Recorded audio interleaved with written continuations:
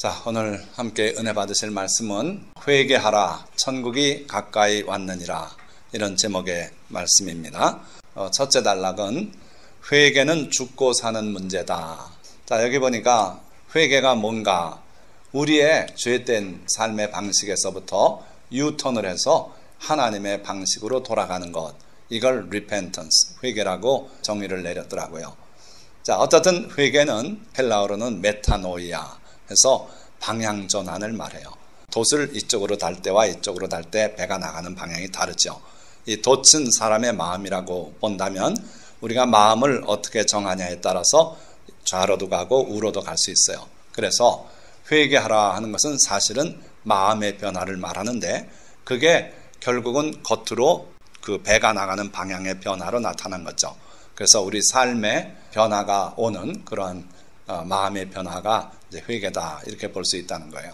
자, 오늘 말씀 보니까 회개하라 천국이 가까이 왔느니라. 요한의 메시지는 딴 거 없어요. 곧 종말이 온다, 회개하라 하면서 회개할 걸 요구했고, 그리고 회개의 증표로서 물에 가서 침례를 베풀었던 겁니다.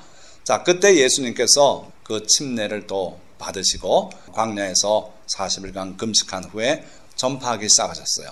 예수님의 메시지는 뭔가, 역시 보니까 똑같아요. 예수께서 비로소 전파하여 이르시되 회개하라 천국이 가까이 왔느니라. 어쩜 그렇게 똑같은지 모르겠어요. 그러니까 세례 요한도 그렇고 예수님도 그렇고 제자들도 그렇고 우리도 그렇고 역시 회개하라고 전파를 해야 된다, 이거예요. 하나님 아버지도 선지자를 통해서 회개하라고 말씀하셨어요. 여기에 신약에서 쓰는 회개, 메타노이아라는 용어는 안 보여요. 그러나 그 내용이 회개하라는 말씀이다, 이거예요. 자, 너희는 너희가 범한 모든 죄악을 버리고 마음과 영을 새롭게 할지어다. 자, 죄악을 버리라 그랬어요. 그러고 아까 말씀드린 것처럼 회개의 중심은 마음의 변화입니다. 그래서 마음과 영을 새롭게 하라, 이게 곧 회개예요. 죄를 버리고 마음과 영을 새롭게 하라. 이스라엘 족속아, 너희가 어찌하여 죽고자 하느냐. 회개하지 않으면 죽는다, 이거예요. 그래서 회개는 죽고 사는 문제예요. 주 여호와의 말씀이니라. 죽을 자가 죽는 것도 내가 기뻐하지 아니하노니 너희는 스스로 돌이키고 살지니라. 자, 무슨 말씀이냐 하면요, 하나님의 뜻을 어기고 자기 마음대로 나가서 사는 게 죄인데, 그렇게 죄를 지은 영혼은 결국은 죽을 것이다, 이렇게 말씀하셨어요. 그래서 죄를 지은 우리들은 결국은 다 죽을 수밖에 없어요.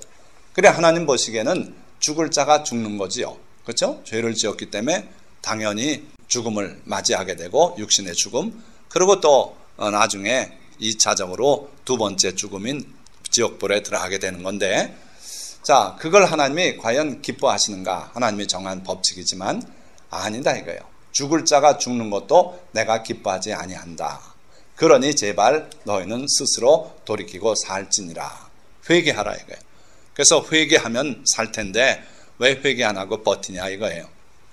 그러니까 세례 요한의 메시지도 예수 그리스도의 메시지도 제자들의 메시지도 원래 하나님 아버지의 메시지도 우리들을 향해서, 죄인들을 향해서 회개하라고 지금 명하고 계신 것이고, 이 회개는 죽고 사는 문제다. 육신의 죽음뿐 아니라 영원한 죽음까지도 결정하는 게 바로 회개하냐 안 하느냐 하는 거예요. 자, 하나님께서는 분명히 죄 지은 그 영혼이 죽으리라 하셨는데, 과연 진짜 죄 때문에 우리가 죽는 것인가? 조금 더 깊이 들여다보니까 단순한 죄 때문에 죽는 게 아니더라고요. 회개하지 않은 죄 때문에 우리는 죽게 되는 거다, 이거예요.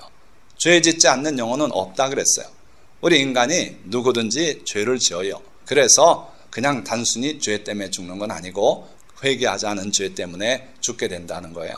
그래서 우리는 회개할 줄 아는 사람이 되어야겠다, 그런 거예요. 부활하신 예수님 버가모 교회에 대해서 이런 말씀하셨어요. 이와 같이 내게도 니골라당의 교훈을 지키는 자들이 있도다. 그러므로 회개하라. 자, 천국에 가 계신 주님이 우리에게 하시는 말씀이 또다시 회개하라예요. 이 땅에 계실 때도 회개하라 하셨고, 천국의 보좌에 앉아 계시면서도 회개하라, 이거예요. 자, 그러시면서 그리하지 아니하면 내가 내게 속히 가서 내 입의 검으로 그들과 싸우리라. 주님께서 회개하지 않는 그 무리들, 그들과 싸우시겠대요. 자, 어떤 무리길래 그렇습니까? 니골라당이 보니까 바로 앞에 그 말씀이 있어요. 발람의 교훈으로 사람들을 가르쳐서 우상의 제물을 먹게 하고 행음하게 하는도다 그러셨어요. 그 니골라당의 교훈을 지키는 자들이 너희 교회 가운데 있는데 말이 안 되는 논리를 가지고 그렇게 교리를 만드는 거예요. 예수님은 내가 그들과 싸우겠다 이거예요. 회개하라. 회개 안 하면 내가 가서 내 입에 검으로 그들과 싸울 것이다. 그래서 회개는 죽고 사는 문제인 게 틀림없어요. 회개하지 않으면, 돌이키지 않으면 그 일 때문에 우리 영혼이 죽을 수밖에 없다 이거예요. 예수님과 싸워서 어떻게 살겠습니까?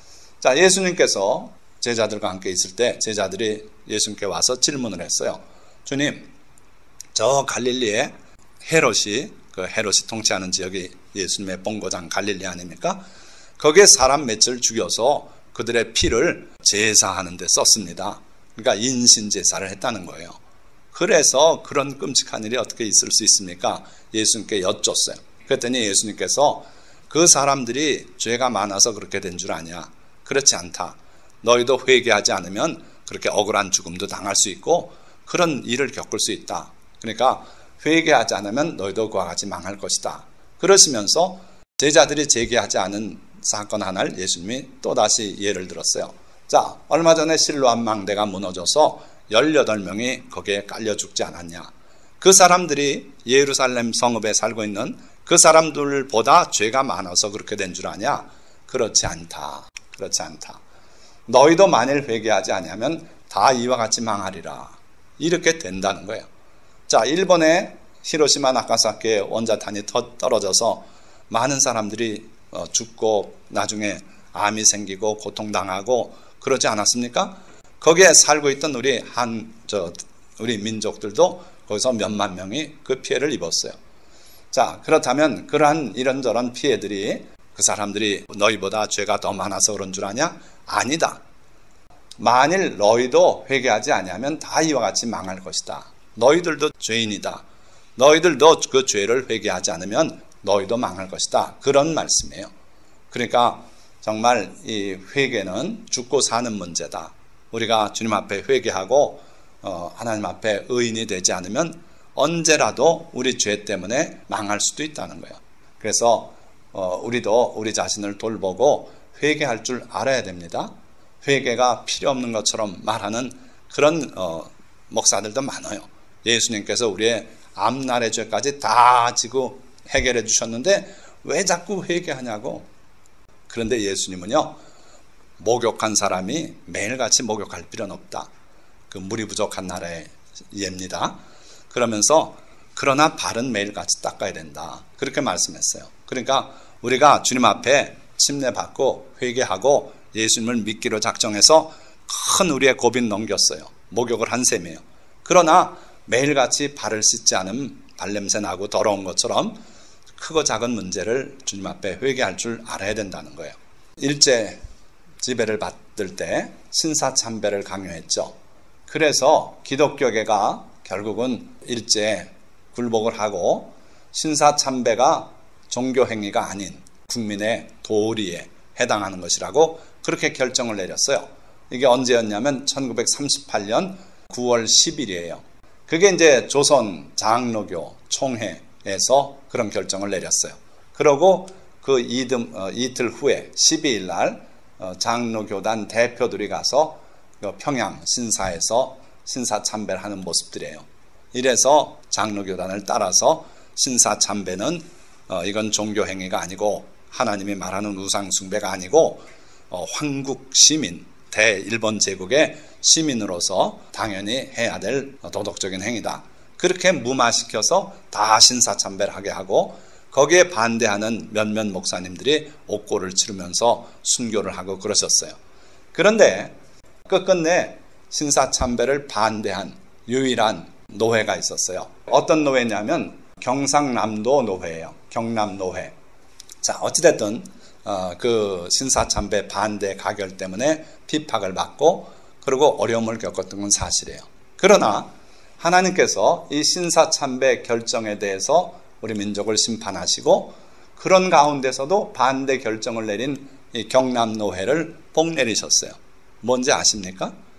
6.25 전쟁이 터져서 얼마나 많은 기독교인들이 살해당하고 교회가 불타고 그리고 전 국민이 정말 처참한 전화를 겪었는데 신기하게도 경남만은 하나님이 보호하셨어요. 그래서 그게 제일 밑에 있으니까 그렇지 뭐. 그런 소리 말라 그랬어요. 제주도도 반란 사건이 일어나서 쑥대밭이 되고 또 전남은 또 왜 그렇습니까? 살해당하고 한 사람의 숫자가 제일 많은 지역이 전남이더라고요. 그러나 경상남도는 하나님이 보호하셨다는 거예요. 그러니까 여러분들이 하나님이 옳게 여기시는 그걸 버리지 않고 핍박을 무릅쓰고 그렇게 해나간다면 하나님이 보호하시는 그런 보호가 있을 것이다 하는 거예요. 그러나 하나님의 뜻에 거스리는 그런 결정을 하고 국민을 신사참배로 이끌어가고 한 것은 큰 죄고 회개했어야 돼요. 당연히 해방이 되고 나서 교계가 다 회개하고 우리가 신사참배에 동참했고 선도했다고 이 죄를 하나님 용서해달라고 회개운동을 벌렸어야 되는데 안 했다 이거예요. 회개하지 않은 죄는 반드시 우리에게 재앙으로 다가올 수 있다는 거예요. 자, 예수님께서는 우리 하나님이 어떤 분이신지를 명확하게 보여주고 계세요. 내가 내 친구 너희에게 말하노니 몸을 죽이고 그 후에는 능히 더 못하는 자들을 두려워하지 말라. 그러나 마땅히 두려워할 자를 내가 너희에게 보이리니 곧 죽인 후에 또한 지옥에 던져넣는 권세 있는 그를 두려워하라. 우리 아버지 하나님은 우리 죽은 후에 우리 영혼까지도 지옥에 던져넣는 그런 분이다 이거예요. 내가 참으로 너희에게 이르노니 그를 두려워하라. 하나님을 그냥 사랑이라고만 그렇게 말하지 말라 이거예요. 두려워할 줄 알아야 된다.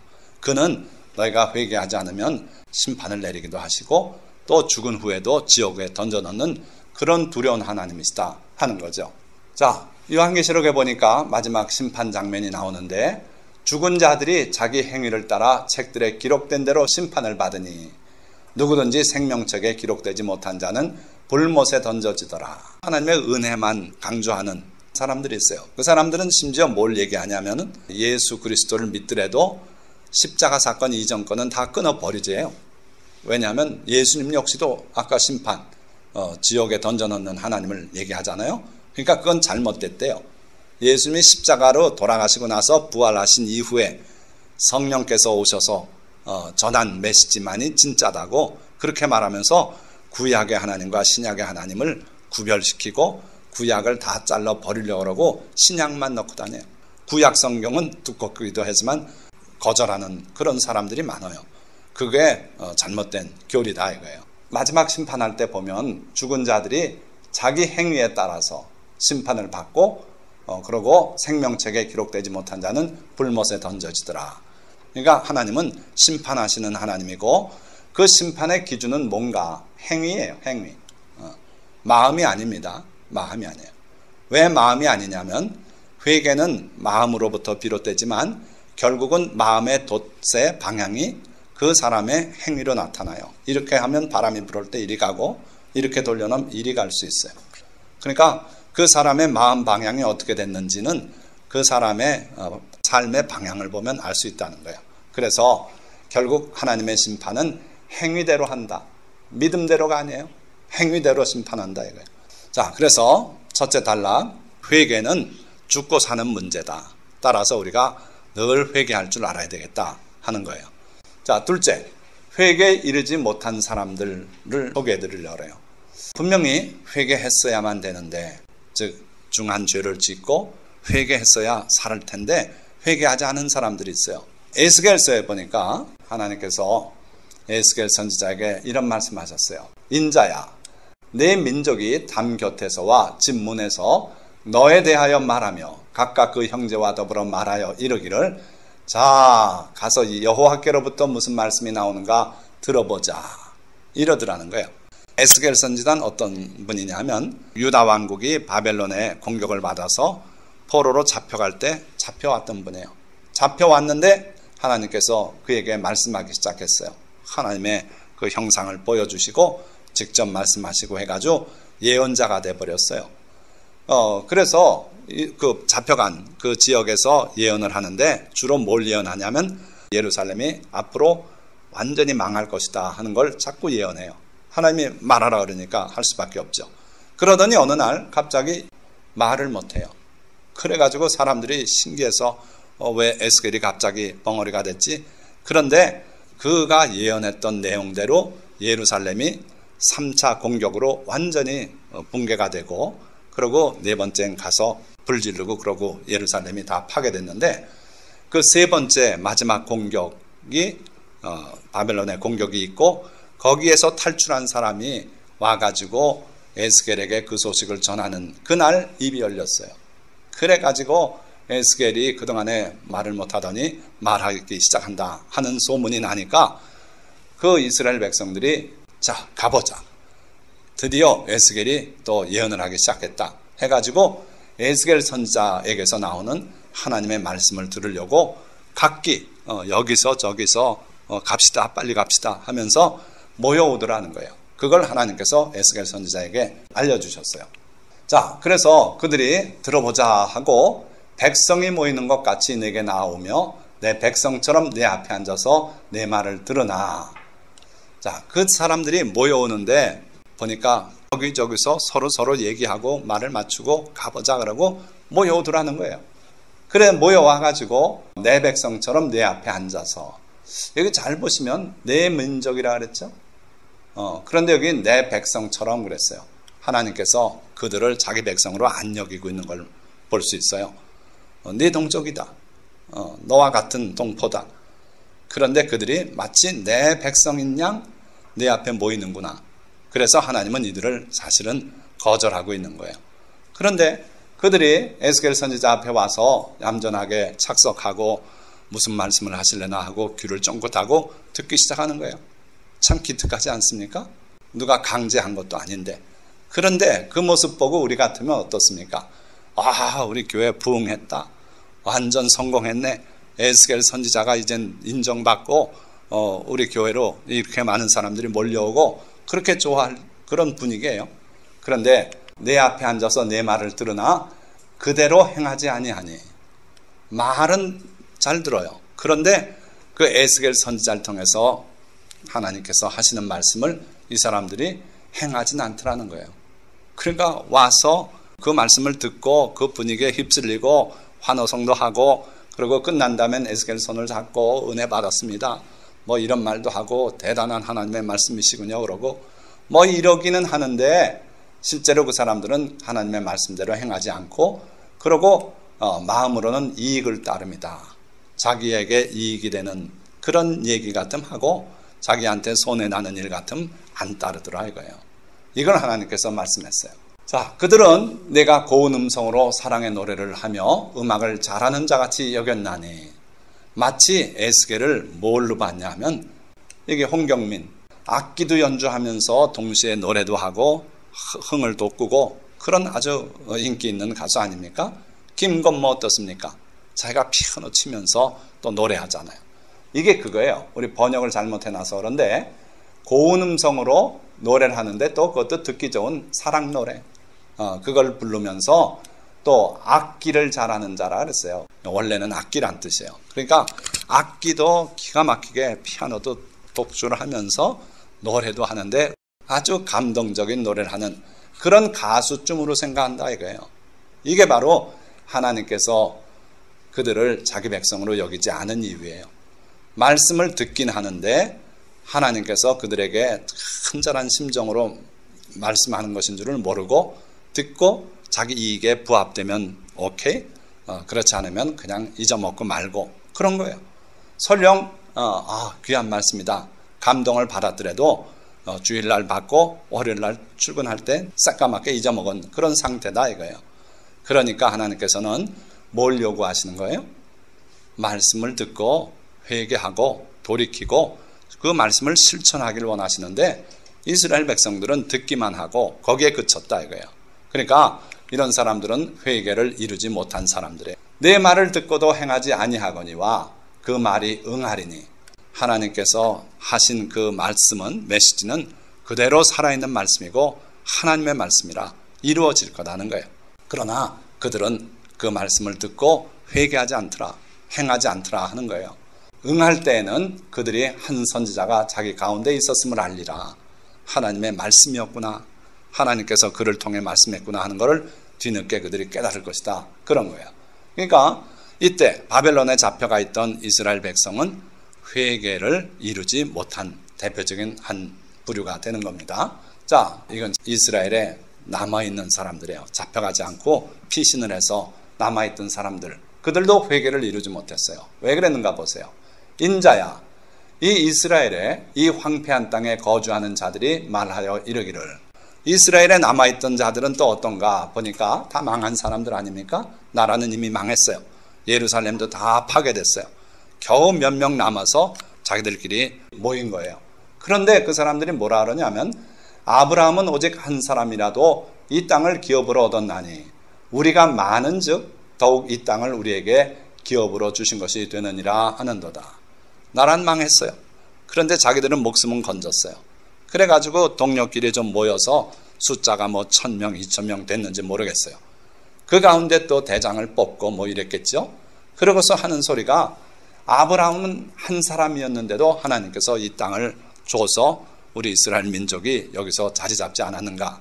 우리는 숫자가 이렇게 많으니 얼마든지 우리가 해낼 수 있다 하면서 스스로 격려하는 거예요. 하나님께서는 바벨론에게 다 진멸당하고, 그리고 70년이 되면 그 바벨론에 잡혀간 사람들을 되돌아오게 하겠다고, 그래서 그들을 나라를 세우겠다 그러는데, 남아있는 몇 사람들이 스스로 하는 말이 우리가 많대요.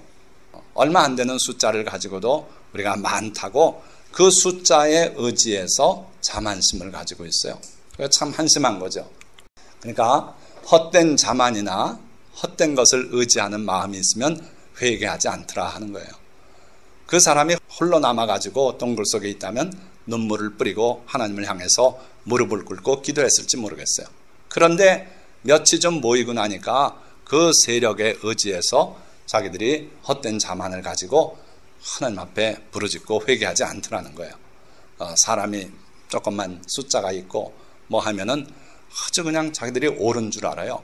다윗이 골리앗 잡은 걸 가지고도 정말 말도 안 되는 이야기들을 지어내서 가르치고 그래요. 뭐냐면, 다윗이 뭐 그 솜씨가 거저 생긴 줄 아십니까? 밤낮 없이 돌 던지기 연습을 했대요. 그래서 그가 그 기가 막힌 솜씨를 갖게 됐고, 그래서 골리앗을 때려잡을 수 있었다고. 여러분들도 세상 살면서 남들보다 더 많은 노력을 하라고. 성경이 그걸 가르치는 게 아닙니다. 다윗이 돌팔매 연습을 너무 많이 해가지고 골리앗을 때려잡을 수 있었나요? 아니에요. 그런데 결국 그들은요, 사람을 믿는 사람들이에요. 하나님의 그 초자연적인 능력, 하나님께서 역사하신 걸 믿지 못하고 모든 하나님의 초자연적인 능력을 다 부정하고, 무슨 홍해가 갈라져 가다가 갈대밭 사이로 걸어가다가 물이 밀려 들어와서 애국 군대들이 빠져 죽은 거야. 그럼 이스라엘은 왜 안 빠져 죽습니까? 그러니까 하나님의 능력을 믿지 못하는 이런 사람들, 자기들의 세력을 믿는 그런 사람들은 회개를 하지 못해요. 그러니까 여러분들도 혹시 내가 하나님이 아닌 우리 주변의 세력, 내 일가 친척, 또 내 동창, 이거를 내가 믿고 있는가 잘 살펴볼 필요 있어요. 자, 세 번째 집단이 있어요. 마음이 여호와에게서 떠난 사람들이에요. 자기를 믿기 때문에, 자기 세력을 믿기 때문에 하나님을 믿지 않고 마음이 여호와에게서 떠난 사람들, 이런 사람들은 또 회개 못해요. 여호와께서 이와 같이 말씀하시니라. 무릇 사람을 믿으며 육신으로 그의 힘을 삼고 마음이 여호와에게서 떠난 그 사람은 저주를 받을 것이라. 사람을 믿어요. 자기 능력을 믿어요. 자기가 가진 돈을 믿어요. 그는 사막의 떨기나무 같아서 좋은 일이 오는 것을 보지 못하고 광야 간조한 곳, 건건한 땅, 사람이 살지 않는 땅에 살리라. 하나님의 은혜를 더 이상 체험할 수 없다는 거예요. 자, 네 번째 부류가 있어요. 사욕을 따를 스승을 둔 자들이에요. 때가 이르리니 사람이 바른 교훈을 받지 아니하며 귀가 가려워서 자기의 사욕을 따를 스승을 많이 두고 또 그 귀를 진리에서 돌이켜 허탄한 이야기를 따르리라. 때가 이를 것이다. 그러면 사람들이 바른 교훈을 받지 않는다. 성경 말씀 가지고 진리의 말씀으로 예수님의 말씀을 전하면은 거부해요. 뭔 지옥 얘기를 하냐고. 하나님이 사랑이신데 그런 지옥 얘기하지 말라고. 그래서 바른 교훈을 받지 않고 귀가 가려워서 자기의 사욕을 따를 스승을 많이 둔다 그래요. 인터넷이 발달하면서 이런 현상이 생겼어요. 별 소리를 다 들어요. 그런데 취사 선택해요. 뭘 택합니까? 자기 사욕을 채워줄 그 메시지를 전하는 분의 설교만 듣는 거예요. 이런 사욕을 따를 스승을 많이 둔 사람은 회개할 수 없어요. 왜냐하면 그가 뭔 짓을 하든 다 옹호해주고 죄를 지어도 그 죄도 걱정 마라. 죄의식 갖지 마라. 죄의식이 나쁜 거다. 그렇게 말한다 이거예요. 그러니까 이런 스승을 따르면은 결국은 회개할 수 없다는 거예요.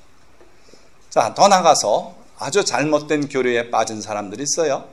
아까 잠깐 말씀드렸지만 false grace doctrine. 그러니까 하나님의 은혜에 너무 집중을 해가지고 잘못 나간 집단들이 있어요. 하나님의 은혜, 하나님의 자비로우심을 지나치게 강조해서 잘못 나가요. 은혜를 강조하는 게 뭐가 문제가 있느냐? 문제가 있어요. 자, 보십시오. 이거 once saved, always saved. 이건 무슨 말인지 아시죠? 한 번 구원받으면 영원한 구원을 받은 것이다. 이게 뭘 의미하냐면요. license to sin, 죄의 면허를 주는 꼴이 돼요. 그러니까 당신이 지나간 날의 죄를 회개하고 예수 믿었죠. 그런데 하나님께서는 당신의 지난 날의 죄만 용서하신 게 아니라 오늘 당신이 짓고 있는 그 죄도 용서하신 것이고 또 앞으로 당신이 지을 그 죄도 다 용서하신 것이요. 예수님께서 당신 위해서 그때 한 번 돌아가셨지 당신 미래 지을 죄 때문에 또 돌아가셔야 되는가? 그렇진 않지 않은가? 아주 묘한 논리를 대면서 따라서 당신은 미래에 지을 죄도 염려하지 마라. 미래 죄도 다 용서하셨다. 지난날의 죄가 용서받은 거는 회개할 때 용서받아요. 회개하지 않고 하나님께서 모든 죄를 그냥 내가 다 용서해버린다. 너희는 의인이다. 이렇게 되는 게 아닙니다. 회개하고 우리의 입술로 하나님께 죄를 고백하고 할 때 하나님이 용서해 주시는 거예요. 그런데 미래의 죄까지 다 용서했으니 죄의식도 갖지 말고 살아라. 이거는 죄의 면허를 주는 것뿐이 안 돼요. 운전면허 주는 것처럼 너 이제 마음껏 운전하라. 너 이제 마음껏 죄 짓고 살아라. 그 죄도 다 예수님이 이미 용서하셨다는 그런 사상인데 예수님은요. 우리를 용서하시고 병도 고쳐주면서 하신 말씀이 다시는 죄를 범하지 마라. 그렇게 영원히 죄와 떠나도록 그렇게 명령하고 보내셨어요. 그것이지 앞날의 죄도 걱정 마라. 다 담당했다. 이거는 아니다 이거예요. 여러분들 꼭 기억하세요. 이 잘못된 교리에 빠지면은 회개하지 않게 돼요. 왜? 하나님이 내 미래죄까지 다 용서했다고 죄의식 갖지 말라고 목사님이 자꾸 얘기하는데 내가 뭐 그거 가지고 또 회개하고 울고불고 하냐. 그렇게 안 하게 되는 거예요. 그런데 하나님 말씀은 이렇게 말하고 있어요. 우리가 진리를 아는 지식을 받은 후, 즉 예수님을 믿게 된 후에 짐짓 죄를 범한 즉 다시 속죄하는 제사가 없다. 두려운 말씀이에요. 예수님을 믿기 전에 지은 죄는 예수님의 보혈로 용서받을 수 있다. 그런데 침례받고 죄를 다 떠내버리고 새 사람이 된 후에 자기 의지로 죄를 지으면 짐짓, 의지적으로 죄를 범한 즉 다시는 속죄하는 제사가 없고 오직 무서운 마음으로 심판을 기다리는 것과 대적하는 자를 태울 맹렬한 불만이 있느니라. 두려운 말씀 아닙니까? 그러니까 예수 믿고 나서 이 순간부터 짓는 죄는 씻을 도리가 없다. 그걸 여러분들이 명심하셔야 돼요. 그래서 죄를 짓지 않도록 노력하라는 겁니다. 자, 여섯 번째, 거짓 선지자, 거짓 선생에 빠진 자들이 또 회개하지 않아요. 이와 같이 너희 중에도 거짓 선생들이 있으리라. 그들은 멸망하게 할 이단을 가만히 끌어들여 자기들을 사신 주를 부인하고 임박한 멸망을 스스로 취하는 자들이다. 여럿이 그들의 호색하는 것을 따르리니 이로 말미암아 진리의 도가 비방을 받을 것이다. 자, 마지막 집단, 의지적으로 불법을 행하는 자들을 주님이 또 말씀하고 있어요. 이 사람들은 회개할 수가 없다는 거예요. 나더러 주여 주여 하는 자마다 다 천국에 들어갈 것이 아니요 다만 하늘에 계신 내 아버지의 뜻대로 행하는 자라야 들어가리라. 예수님께서 마태복음 7장에 하신 말씀이죠. 자, 그날에 많은 사람이 나더러 이르되 주여 주여 우리가 주의 이름으로 선지자 노릇하며 주의 이름으로 귀신을 쫓아내며 주의 이름으로 많은 권능을 행하지 아니하였나이까 하리니 그때 내가 그들에게 밝히 말하되 내가 너희를 도무지 알지 못하니 불법을 행하는 자들아 내게서 떠나가라 하리라. 불법을 행하는 자들이래요. 근데 여러분들 여기서 잘 보면 뭐가 불법입니까? 예수님의 이름으로 선지자 노릇하는 게 불법입니까? 예수님의 이름으로 귀신을 쫓아내는 게 불법입니까? 예수님의 이름으로 많은 권능을 행하는 게 불법입니까? 그게 불법은 아니에요. 그런데 예수님께서 불법을 행하는 자들아 그러셨거든요. 요게 헬라어로 보면 아노미아예요. 노미아가 율법이거든요. 아노미아, 아가 붙으면 없다는 뜻이에요. 율법 없이 사는 거예요. 율법을 배척하고 하나님의 율법은 다 지나간 것이다 그러고 그거 없이 사는 사람들을 말하고 있는 거예요. 그러니까 하나님의 율법을 다 거부하고 자기들이 예수의 이름으로 뭘 하더라도 그거는 근본적으로 예수님과 관계가 없다는 거예요. 예수님은 뭐라 그랬어요? 바로 이게 마태복음 7장인데 마태복음 5장에서부터 쭉 설교하실 때 내가 율법이나 선지자나 폐하러 온 줄로 생각지 마라. 폐하러 온 것이 아니고 성취하기 위해서 왔다. 이렇게 말씀하시지 않습니까? 그런데 율법이 다 지나갔대요. 그러니까 그렇게 믿는 율법 없이 사는 사람들은 사실은 예수님하고 관계가 없는 자가 되기 쉬워요. 그래서 불법을 행하는 자들, 율법 없이 사는 자들아 내게서 떠나가라. 율법 없이 사는 그 목사들은 아무리 주의 이름으로 귀신 쫓아내고 선지자 노릇하고 권능 행하고 해도 예수님과 무관한 자가 된다. 그러면서 이 사람들이 어떻게 사는가? 도덕적으로 사는가? 그렇지 않더라는 거예요. 율법을 버리고 나면은 타락해서 그들의 사는 모습이 이래요. 그러므로 너는 그들에게 이르기를 주 여호와께서 이같이 말씀하시되 너희가 고기를 핏째 먹으며 너희 우상들에게 눈을 들며 피를 흘리니 그 땅이 너희의 기업이 될까 보냐. 아브라함은 한 사람인데도 이 땅을 차지했는데 우리는 숫자가 그보다 훨씬 많으니 이 땅을 우리가 다시 재건하고 나라를 이루자. 헛소리 말라 이거예요. 너희가 지금 이러고 살고 있지 않냐. 어떻게 살아요? 고기를 핏째 먹고 있다. 하나님은 뭐라고 말씀하셨습니까? 노아 자손들에게 이제는 너에게 동물을 먹을 거리로 준다. 이전에는 다 식물만 먹으라 그러셨어요. 그런데 노아 홍수 후에 짐승들 다 먹거리로 주겠다. 그러나 피는 절대로 먹지 마라. 이 노아 때부터 그 계명을 주셨어요. 그래가지고 율법에 보면 짐승을 잡을 때 피를 쏟아버리고 그리고 피 없는 고기를 먹게 이렇게 말씀하셨어요. 그런데 그 하나님의 중요한 계명 그걸 무시하고 피가 뭐 어때서 하고 선지국도 끓여 먹고요. 순대 하는데 돼지 피 넣어가지고 버무려서 순대 만들어 놨는데 그걸 또 먹고 그러고 있는 게 오늘 그리스도인들의 모습이에요. 안 믿는 사람이 그렇다면 그건 뭐라고 말할 필요도 없어요. 그런데 하나님을 믿는 사람들이 그걸 먹고 있더라 이거예요. 그러니까 고기를 핏째 먹고 또 우상들에게 눈을 들며 하나님은 우상을 얼마나 금하지 않았습니까? 십계명을 주실 때도 굉장히 긴 내용이 우상을 금지하는 내용이에요. 그런데 캐토릭이라고 나와가지고 우상을 우상이 아니라고 고집 피우고 우상 종교로 완전히 굳어졌어요. 절대 안 되는 겁니다. 우상들에게 눈을 뜨는 거, 그 우상에게 절하고 신사 참배하고 안 된다 이거예요.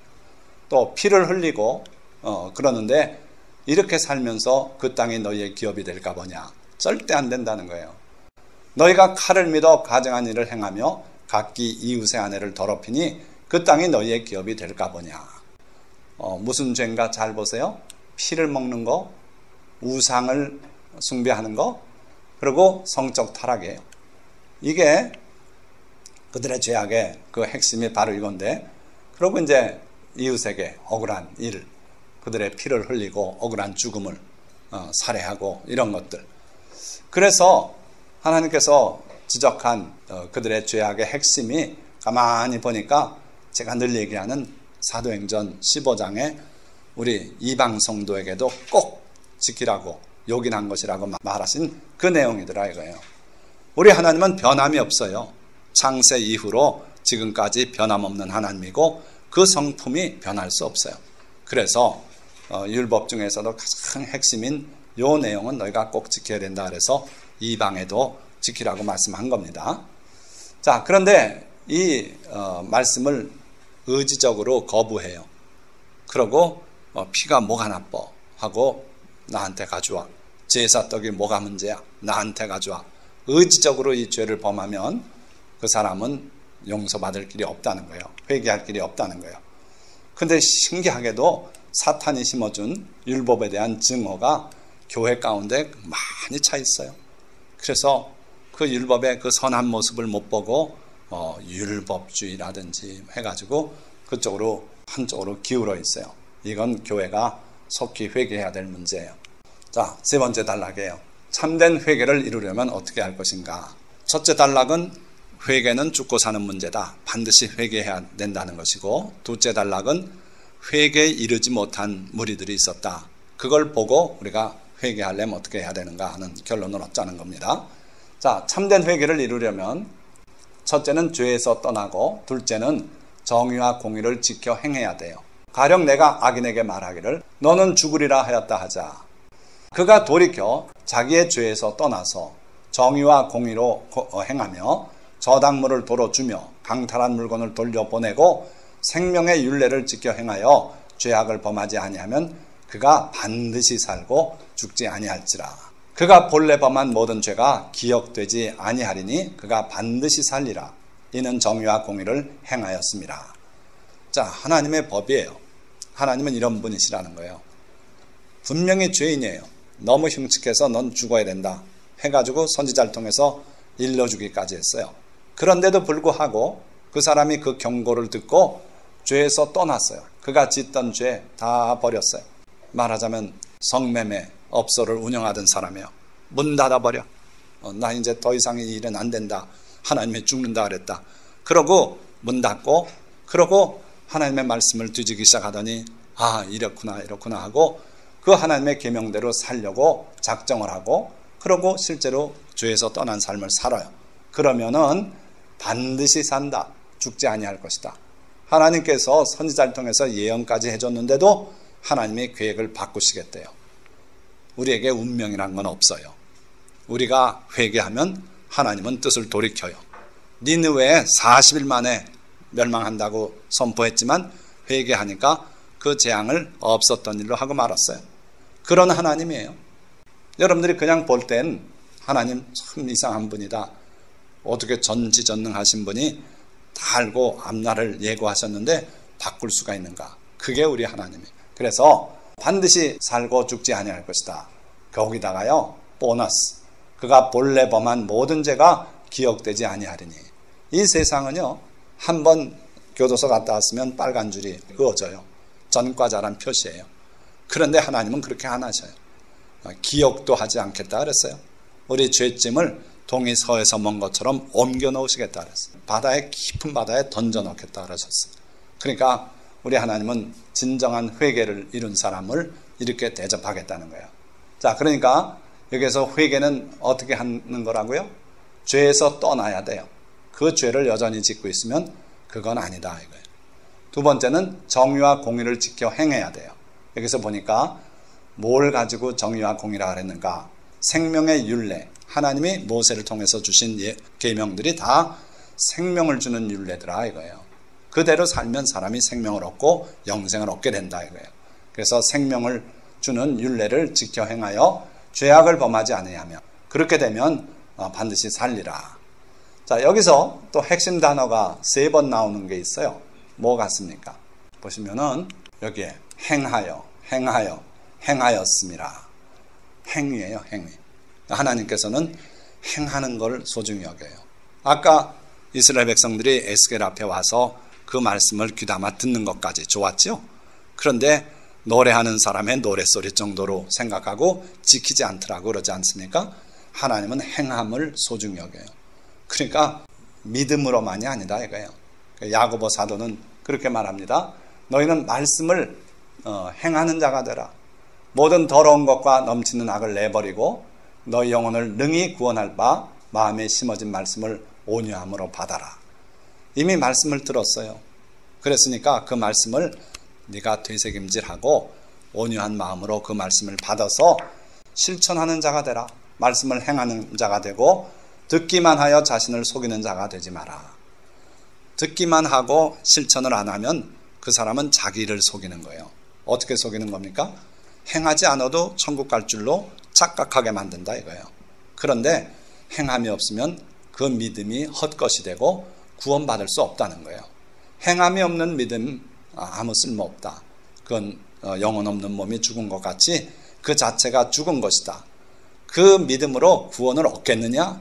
얻을 수 없다고 야고보 사도는 결론적으로 말하고 있어요.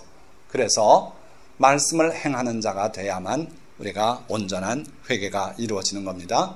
자, 그런데 문제는 내게 그렇게 하나님의 말씀을 실천할 능력이 있는가? 이게 문제예요. 마음은 원이로되 육신이 약하여서 또 배고프면 뭘 먹어야 되겠고 그 하나님이 먹지 말란 그놈이 또 먹고 싶고 그래서 또 술이 또 늘 먹던 그 술이 나를 유혹하고 이래서 또 유혹에 져서 또 술 한잔 하기 시작한 게 도루 술꾼이 되고 담배 끊었던 사람 작심삼일이라고 또 피우게 되고 이렇지 않습니까? 그런데 그걸 이길 수 있는 힘을 하나님이 주시겠대요. 어떻게 하는가 보니까 그러나 그날 후에 내가 이스라엘 집과 맺을 언약은 이러하니 곧 내가 나의 법을 그들의 속에 두며 그들의 마음에 기록하여 나는 그들의 하나님이 되고 그들은 내 백성이 될 것이라. 여호와의 말씀이니라. 시내산 광야 앞에서 이스라엘 백성이 다 들을 수 있게 하나님께서 임해서 우레소리로 말씀하셨는데 그래도 그들이 안 지키더라는 거예요. 그래서 하나님께서 그들의 마음에 내 율례를 새기겠다. 그래서 내 법을 그들의 속에 두며 그들의 마음에 기록하여서 그들이 진짜 나의 백성이 되게 그렇게 하시겠다는 거예요. 그래서요, 우리가 진정한 회개를 이루는 길은 뭐냐 하면 첫째는 죄를 떠나야 돼요. 용감하게 내가 그동안에 지었던 죄는 내게 큰 손해가 나도 잘라버려야 돼요. 둘째는 하나님의 계명대로 실천해야 돼요. 그런데 그 실천의 근거는 하나님께서 그 계명을 우리 마음에 새겨주신대요. 그러면 우리가 지킬 수 있다 이거예요. 거기다가 하나 더 있는데 보혜사 곧 아버지께서 내 이름으로 보내실 성령 그가 너희에게 모든 것을 가르치고 내가 너희에게 말한 모든 것을 생각나게 하리라. 예수님께서는 결국 하나님의 계명을 우리에게 되풀이 설명했어요. 간음하지 말라 하였다는 것을 너희가 들었으나 나는 너희에게 이르노니 여인을 보고 음욕을 품는 자마다 이미 마음에 간음하였느니라. 그렇게 말씀하지 않아요? 그러니까 하나님의 계명을 제시하고 그걸 되풀이 설명한 분이 예수님이에요. 예수님의 교훈은 곧 하나님의 계명들이라고 볼 수 있는데 그거를 바로 보혜사 성령께서 우리 속에 오셔서 우리에게 기억나게 해주시겠대요. 그래서 내가 뭘 하려도 순간적으로 하나님의 계명이 떠올라요. 그래 마음이 아이고 안 되지 그러고 돌이키게 이렇게 해서 하나님의 계명을 지키게 하시겠다는 거예요. 그러니까 성령께서 우리 마음속에 와 계시고 그 계명이 우리 영혼 속에 새겨져 있고 물론 그러기 위해서는 우리가 성경을 자주 읽고 말씀을 듣고 또 묵상하고 이런 노력이 필요해요. 그런데 거기에 플러스 보혜사 성령께서 내 기억력 속에 멀리 잊혀진 그것들을 기억나게 하시는 은혜가 있어서 결국 우리가 하나님의 법을 지킬 수 있게 하신다 이거예요. 그는 진리의 영이라 세상은 능히 그를 받지 못하나니 이는 그를 보지도 못하고 알지도 못함이라. 그러나 너희는 그를 하나니 그는 너희와 함께 거하시며 또 너희 속에 계시겠습니다. 그래서 성령께서 수시로 위기의 순간에 또 꼭 필요할 때 내 생각처럼 들려주시기도 하고 음성으로 들려주셔서 하나님의 뜻대로 살아갈 수 있게 하신다 이거예요. 그래서요 여러분들이 회개는 죽고 사는 문제이기 때문에 반드시 해야 된다 기억하시고 둘째로 회개를 가로막는 여러 가지 사례들 7가지나 있어요. 기억하셔야 되고 그리고 마지막으로 우리가 진정한 회개를 이루기 위해서는 죄에서 떠나고 그러고 하나님의 법대로 살아야 되는데 그게 가능하게 하시는 것은 주님께서 우리 속에 성령을 보내주셔서 성령께서 하나님의 계명이 떠오르게 그렇게 해서 우리 마음속에 새겨진 법을 준행할 수 있게 해주시겠다는 거예요. 그렇게 될 때 온전한 회개가 이루어진 사람인 겁니다. 자, 말씀을 맺습니다. 하나님은 모든 사람들에게 회개하라고 명하셔요. 회개를 전파하지 않는 복음은 복음이 아니에요. 회개 없는 복음, 설교, 그 가짜다 이거예요. 회개하라는 거예요. 회개는 죽고 사는 문제이기 때문에 그래요. 회개 없이는 우리 영혼이 죽을 수밖에 없어요. 참된 회개는 죄를 떠나서 하나님의 말씀과 계명을 실천하며 거룩한 삶을 사는 것을 말해요. 죄를 떠나야 되고 하나님의 말씀을 따라서 실천해야 돼요. 지적으로 동의하는 데 그쳐서는 의미가 없어요. 그렇게 해서 거룩한 삶을 사는 것이 바로 회개다. 그런데 그러한 회개는 하나님의 법이 우리 마음에 새겨져 있고 그리고 성령이 우리 안에 거하실 때 비로소 가능하게 돼요.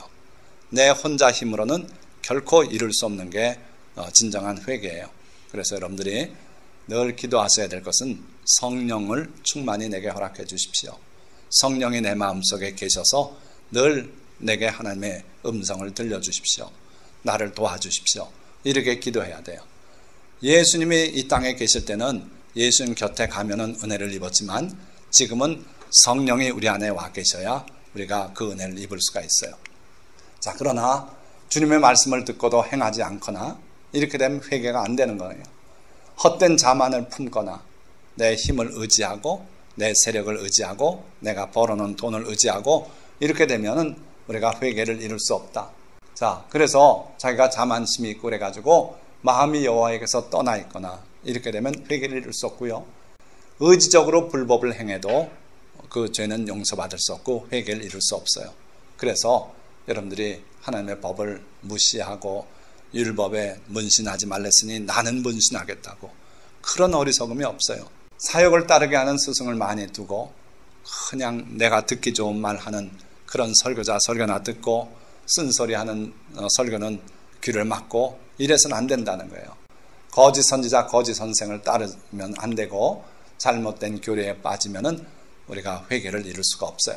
그래서 이러한 것들을 조심하시기 바랍니다. 온전한 회개를 이루지 못하고 죄 가운데 살다 멸망할 수밖에 없어요. 이런 데 빠지게 되면. 자, 그래서 우리도 회개를 해야 돼요. 그래서 깨어서 자신을 살펴보고 회개하여 주님 안에서 거룩한 삶을 살아가야만 할 줄 믿습니다. 여러분들 한 사람도 빠지지 않고 또 이 설교를 동영상 통해 접하는 모든 분들이 진정한 회개를 이루어서 주님과 동행하는 삶을 사시기를 예수 그리스도의 이름으로 축원합니다. 기도드리겠습니다.